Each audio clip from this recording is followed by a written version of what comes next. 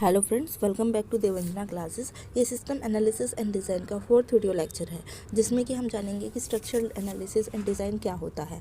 जो structural analysis and design approach है, एक मॉडल ड्राइवन अप्रोच है, जिसमें कि जो हम करंट सिस्टम यूज़ कर रहे हैं उसको हम चेक करते हैं कि क्या हम इसमें मॉडिफिकेशंस कर सकते हैं और न्यू सिस्टम हम इसको जनरेट कर सकते हैं, जिसमें कि हमारा प्रोसेस जो है या फिर जो भी हम काम कर रहे हैं वो ईजी हो जाए।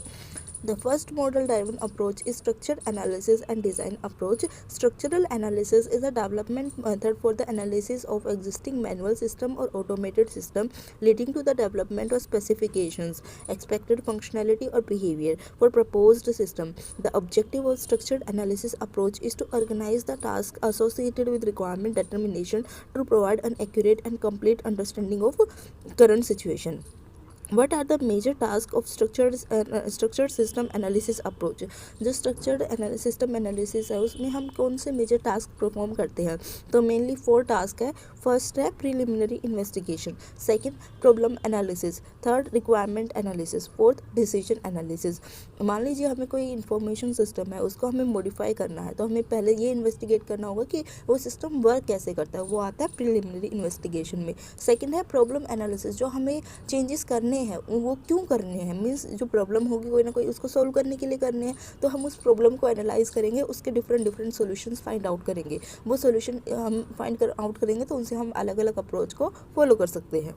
थर्ड आता है रिक्वायरमेंट एनालिसिस की, मतलब जो यूज़र है वो क्यों चेंजेस करना चाहता है, तो वो रिक्वायरमेंट उसकी कुछ है, इस वजह से चेंजेस करना चाहता है, तो हम रिक्वायरमेंट की भी एनालिसिस करते हैं। फोर्थ, जो हम तीनों फेज में प्रीलिमिनरी इन्वेस्टिगेशन या सिस्टम एनालिसिस या प्रॉब्लम एनालिसिस या रिक्वायरमेंट एनालिसिस, इन तीनों फेज से जो आउटकम निकलेगा वो होता है डिसीजन एनालिसिस। मीन्स हमें कोई एक डिसीजन पे स्टिक होना होगा। सभी डिसीजन तो हम फॉलो नहीं कर सकते, एक डिसीजन हमें करना होगा और उसको फॉलो करना होगा। उसमें हमें ये एनालाइज करना होगा कि कौन सा सोल्यूशन बेटर है, तो ये होता है decision analysis. What is data flow diagram? Data flow diagram क्या होते हैं? Structured analysis introduces a process modelling tool called data flow diagram use to illustrate business process requirement with the help of DFD the system analyst can show the system overview. Data flow diagram क्या होते हैं? Structure analysis में एक modelling tool का काम करते हैं, जिसमें कि हम ये चेक कर सकते हैं कि डाटा किस डायरेक्शन में फ्लो हो रहा है या किस तरह से फ्लो हो रहा है। जो डाटा फ्लो डायग्राम है मेनली बिजनेस की रिक्वायरमेंट्स स्पेसिफाई करते हैं। डाटा फ्लो डायग्राम DFD की हेल्प से कोई भी एनालिस्ट या कोई भी यूज़र कोई भी सिस्टम एनालिस्ट सिस्टम का ओवरव्यू, मतलब वो सिस्टम वर्क कैसे करता है या उसमें क्या क्या कंपोनेंट्स है, वो इजीली शो कर सकता है। Okay, What is ERD? ERD is Entity Relationship Diagram. Entity Relationship Diagram क्या होते हैं? Data modeling tools such as ERD, Entity Relationship Diagrams are used to illustrate business data requirement. With the help of ERD, the analyst can show the database overview. Means जो ERD है उसमें हम हर एक entity के बारे में show करते हैं, मीन्स एक डाटाबेस के बारे में शो करते हैं। तो ERD की हेल्प से जो बिजनेस की डाटा रिक्वायरमेंट्स है वो हम स्पेसिफाई कर सकते हैं।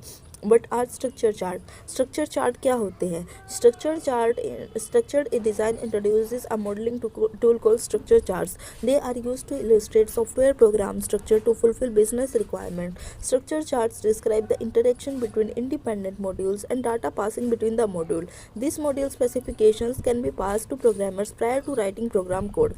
In structure chart, whole application is divided into module. Set of program instructions and modules are designed according to some principles of design. Structure chart भी एक मॉडलिंग टूल है, जिस स्ट्रक्चर चार्ट जो है किसी भी प्रोग्राम का इंफॉर्मेशन सिस्टम का सॉफ्टवेयर इंट्रोड्यूस करने में हेल्प करता है, सॉफ्टवेयर को एक्सप्लेन करने में हेल्प करता है। जो कि मान लीजिए हमने कोई इंफॉर्मेशन सिस्टम बनाया तो उसको हम स्ट्रक्चर चार्ट के उसके सॉफ्टवेयर को या उसके प्रोग्राम्स को हम स्ट्रक्चर चार्ट के थ्रू शो कर सकते हैं। स्ट्रक्चर चार्ट जो है इंटरेक्शन शो करता है कि हर एक मॉड्यूल, एक मान लीजिए 3 मॉड्यूल है, वो अलग अलग अपना स्पेसिफिक काम कर रहे हैं, फिर भी उनके बीच में कुछ ना कुछ तो इंटरेक्शन होगी, क्योंकि वो एक सिस्टम में वर्क कर रहे हैं, या फिर कोई डाटा पास आउट हो रहा है तीनों में से एक दूसरे के थ्रू, तो वो हम स्ट्रक्चर चार्ट के थ्रू शो कर सकते हैं। Okay, Describe the principles of design in structure chart through which modules are designed. Describe the principle of design in structure chart through which modules are designed. जो principles हम structure chart में use करते हैं उनको हमें define करना है। Modules are designed according to some principles of design. These principles are modules को हम specific principles है उनके थ्रू डिफाइन करते हैं. फर्स्ट है modularity and partitioning, coupling, cohesion, span of control, size of module, shared use of functions. Okay तो इनके बारे में हम जानेंगे. फर्स्ट हमारे पास आता है modularity and partitioning. Each system should consist of a hierarchy of modules. Lower modules are generally small in scope and size as compared to higher level module. They serve partition process into separate functions.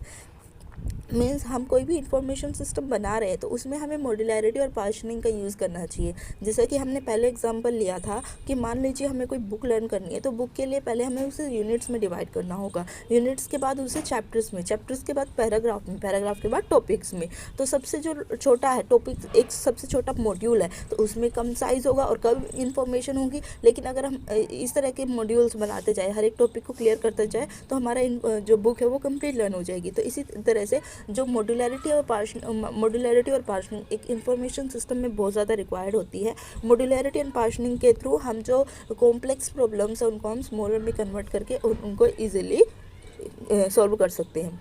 Second हमारे पास है coupling. Module should be loosely coupled. It means that module should have little dependence on other modules in a system.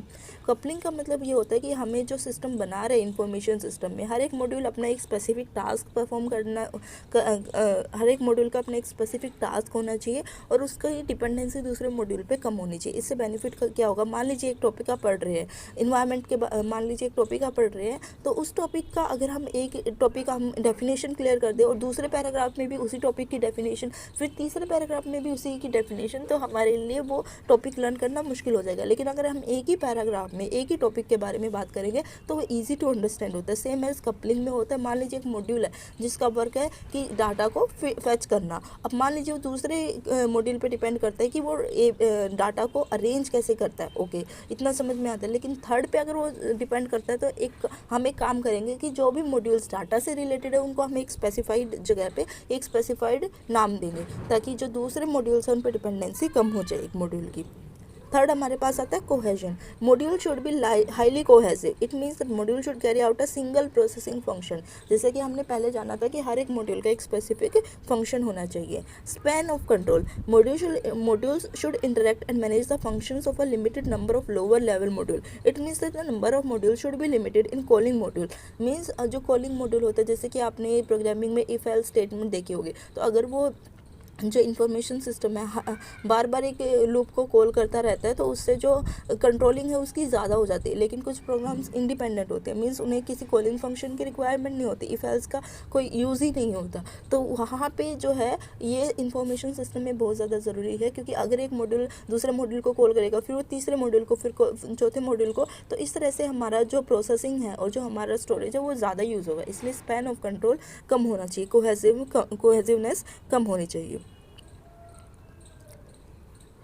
Size of module. The number of instruction contained in a module should be limited so that the module size is generally small. जैसे कि हमने पहले जाना था कि topic हमारा छोटा होना चाहिए जिससे हम इजीली अंडरस्टैंड कर सकें.